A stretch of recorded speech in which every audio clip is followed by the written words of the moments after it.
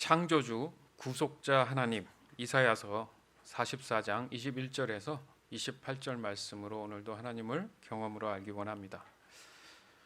하나님이 모든 만물의 창조주 되시고 사람의 구속자, 곧 대속하신 구원자 되심을 믿음으로 고백하는 이유는 결정적으로 결국 관계에 대한 문제라고 볼 수 있습니다. 뭐라고요? 관계에 대한 문제다.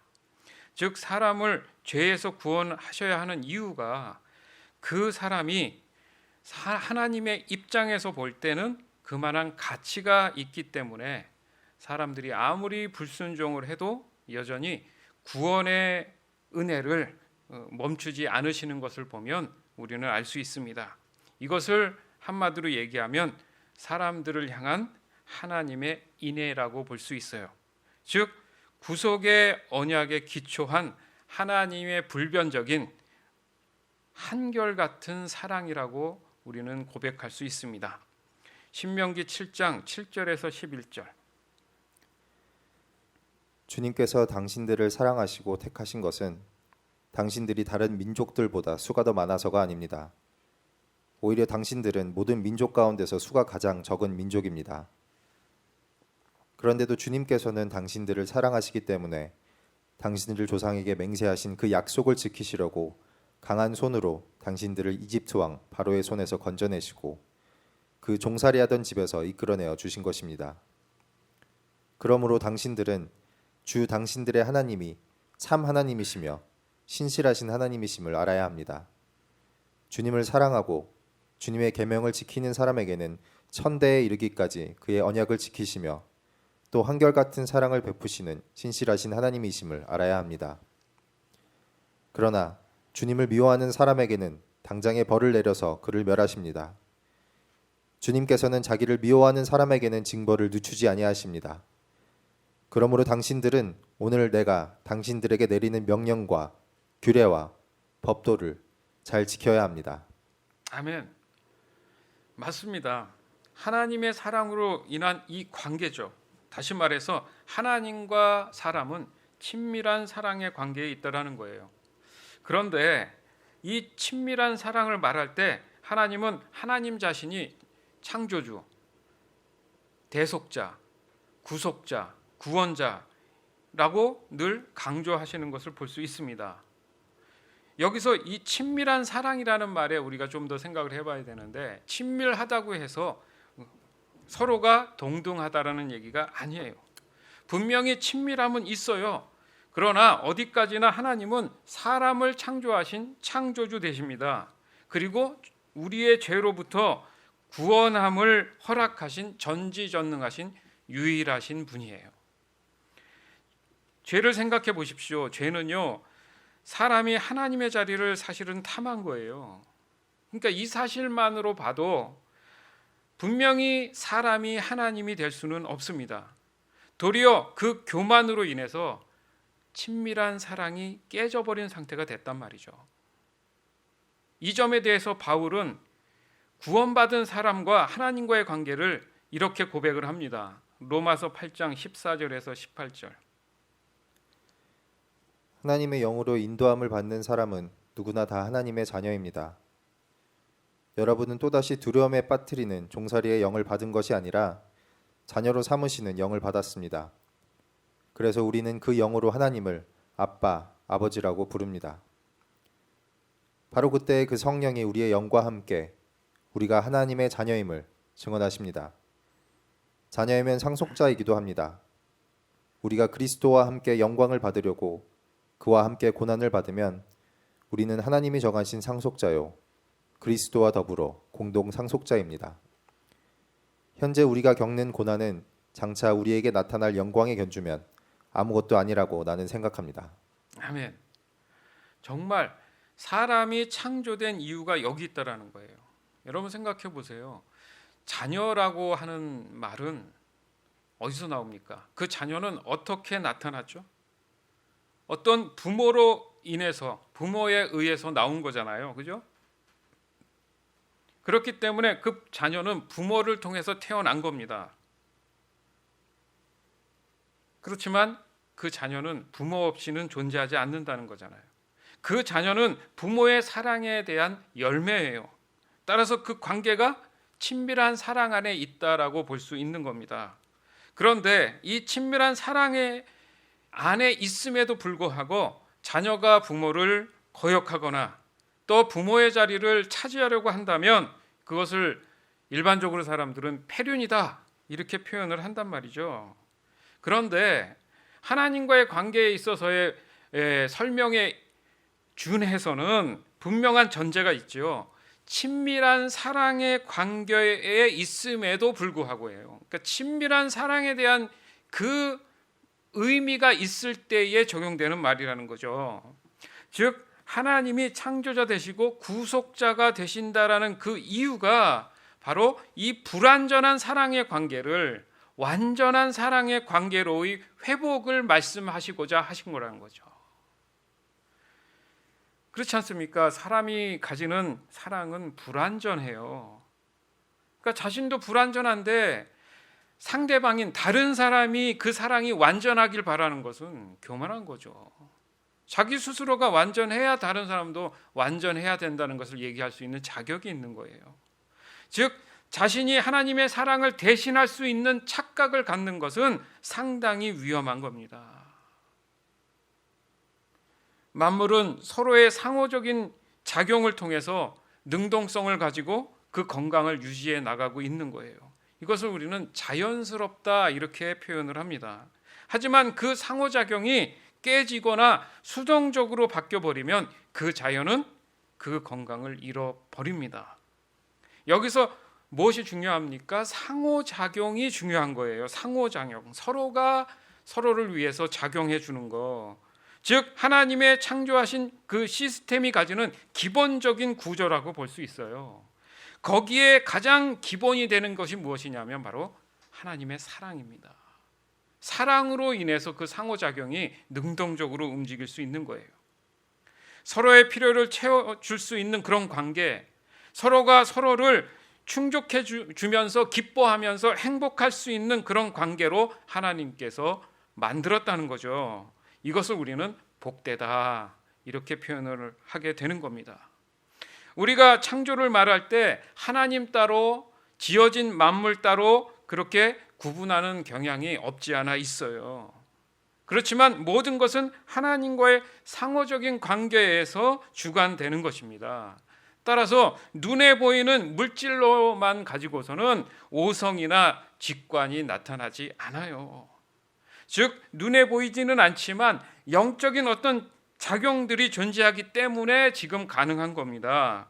바로 그 에너지가 하나님의 영, 곧 하나님의 사랑이라는 거예요. 결국 사람은 하나님의 영 없이는 이 복된 삶을 누릴 수 없도록 만들어졌다는 겁니다. 이렇게 볼 때 사람들이 왜 구원함을 받아야 되는지, 반드시 구원함을 받아야 되는지가 그 해답이 거기에 있다라는 겁니다. 사람들 스스로가 잘 살길 바래요. 누구 하나 못 살길 바라는 사람이 있습니까? 그래서 수많은 노력들을 해요. 하면서 동시에 삶의 고달픔도 같이 얘기합니다. 근데 그 고달픔이 끝나질 않는 걸요. 이 수많은 노력들, 잘 살기 위한 이 노력들 만족할 만한 결과를 주냐 이거예요. 그래서 사람들은 여전히 어떻습니까? 그 해답을 찾기 위해서 오늘도 내일도 또 다른 그 노력에 집착을 하고 살아가는데 맨날 똑같단 말이죠. 왜 그럴까? 생각해 봤습니다. 마치 사람들이 복권을 사는 이유가 거기 있지 않을까? 근데 여러분 많은 뉴스들을 봤잖아요. 당첨이 돼도 항상 문제더라고요. 그렇게 사랑했다라는 그 연인들도 서로 법적인 고소를 해서 싸웁니다. 그 많은 돈을 도박으로 탕진을 해요. 무슨 말이냐면 관리를 못해서 하루아침에 노숙자가 되는 경우도 너무 많다는 거죠. 이런 안타까운 일들이 상당히 많이 벌어지고 있어요. 여러분 복권 뜻을 아세요? 복권. 복을 차지한다는 거예요. 복을. 예. 근데 복이 희소가치잖아요. 널려 있는 게 아니기 때문에 사람들이 거기에 집착을 한다는 거죠. 또 어떤 관점이냐면 결국 복은 많은 돈을 가지는 것에 대한 의미를 가지고 있다라는 거예요. 그래서 과연 그 사람이 그 복을 누리며 살아가고 있습니까?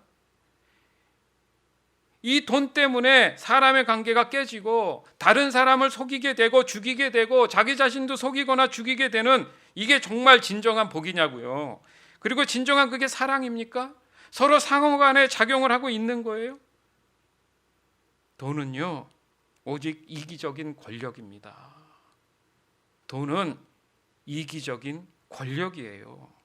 사랑과 돈은 서로 친밀한 관계를 가질 수가 없어요. 친밀한 사랑, 더 나아가서는 그런 관계를 가질 수가 없습니다. 왜냐하면 돈이 사람을 창조한 게 아니잖아요. 도리어 돈은 사람에 의해서 이용되는 거잖아요. 더 정확히 말하면 돈 자체는 사실 화폐, 그 지폐 뭐 이런 것들은 가치가 없어요. 그 안에 사람들이 그 권력을 불어넣은 것뿐입니다. 하지만 사람이 하나님을 향해서 그 권력을 불어넣을 수 있습니까? 말이 안 되는 소리죠. 도리어 하나님을 이용해서 그 돈을 가지려고 소유하려고는 하지요. 그것을 보면 좀 냉철하게 보면 모든 것의 주인은 하나님이시구나 말은 안 해도 인정하는 겁니다. 그게.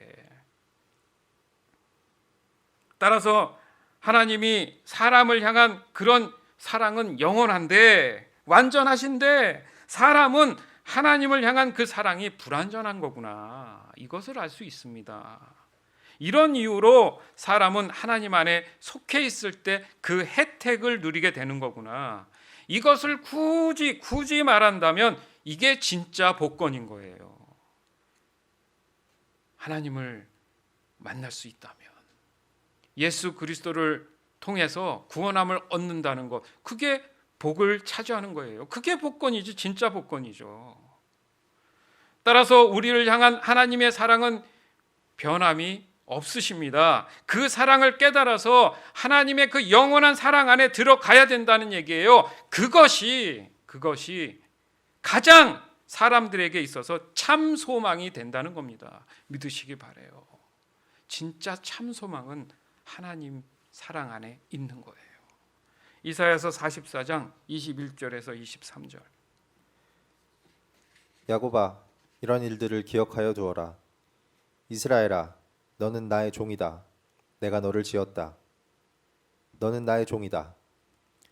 이스라엘아, 내가 너를 절대로 잊지 않겠다. 내가 너의 죄를 짙은 구름을 거두듯 없애버렸으며 너의 죄를 안개처럼 사라지게 하였으니 나에게로 돌아오너라. 내가 너를 구원하였다. 주님께서 이런 일을 하셨으니 하늘아 기쁘게 노래하여라. 땅의 깊은 곳들아 함성을 올려라. 산들아 숲아 그리고 그 속에 있는 모든 나무들아 소리를 높여 노래하여라. 주님께서 야곱을 구원하심으로써 주님께서 이스라엘을 구원하심으로써 영광을 나타내셨다. 아멘. 여기 보니까 우리가 좀 쉽게 알 수 있는 게 그래요. 구원함을 얻은 사람에 대해서 그냥 하나님만 기뻐하시는 게 아니라 하늘아 기쁘게 노래하고 땅 깊은 곳들아 함성을 올려라. 산들아 숲아 이런 자연에 대한 부분에서도 그 한 영혼에 대한 기쁨이 있다는 거죠. 왜요? 지금 뭘 얘기합니까? 하나님과 사람의 관계 회복이 이 자연의 모든 것들과도 그 상호작용의 회복이 되는 시간이 이르렀구나. 이것을 알 수 있다라는 겁니다. 즉 자연이 사람에게 해를 줄 수 없는 상태가 됐다는 거예요. 매우 중요한 의미입니다. 따라서 우리의 구원은 그냥 단순한 문제가 아니라 모든 것의 회복이 일어난다는 의미예요. 이런 이유라면 우린 반드시 하나님과 사랑의 그 관계가 회복돼야 될 줄 믿습니다. 반드시요. 그것이 지금 이 현실을 건강하게 만들 수 있는 유일한 해답이기도 한 것입니다.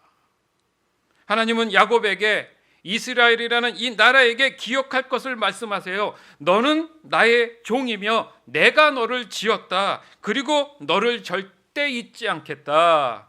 또한 내가 너의 죄를 짙은 구름을 거두듯 없애버렸다. 너희 죄를 안개처럼 사라지게 했으니 나에게로 돌아오너라. 내가 너를 구원했다. 나에게로 돌아오너라. 나에게로 돌아오너라. 이 말씀이 곧 관계에 대한 회복을 말씀하시는 거예요. 그러니까 안 돌아오고 있다는 얘기죠. 뭐 때문에? 죄 때문에. 복된 삶을 다 누리지 못하고 세상에 헤매고 있다는 얘기예요. 따라서 하나님이 어떤 분이신지, 왜 야곱을, 이스라엘을 구원하시고자 했는지를 명확하게 깨달아야 된다는 얘기입니다. 즉 저와 여러분이 어디서 온 것이며 어디로 갈 것인지를 창조하신 하나님을 알아야지만이 저와 여러분은 내가 누군지 나의 정체성을 찾을 수 있게 된다는 얘기예요. 이사야서 44장 24절에서 28절. 너의 구원자, 너를 모태에서 만드신 주님께서 말씀하신다. 내가 바로 만물을 창조한 주다. 나와 함께 하니가 없이 나 혼자서도 하늘을 폈으며 땅도 나 홀로 넓혔다. 하나님께서는 거짓말하는 자들의 징조를 쓸모없게 하시며 점쟁이들을 혼란스럽게 만드시며 지혜로운 자들을 물리쳐서 그들의 지식을 어리석게 하신다. 하나님께서는 당신의 종이 한 말을 이루어지게 하시며 당신의 사자들이 계획한 것을 이루어지게 하시며 예루살렘을 보시고는 여기에 사람이 살 것이다 하시며 유다의 성읍들을 보시고는 이 성읍들이 재건될 것이다. 내가 그 허물어진 곳들을 다시 세우겠다 하신다. 하나님께서는 깊은 물을 보시고는 말라라.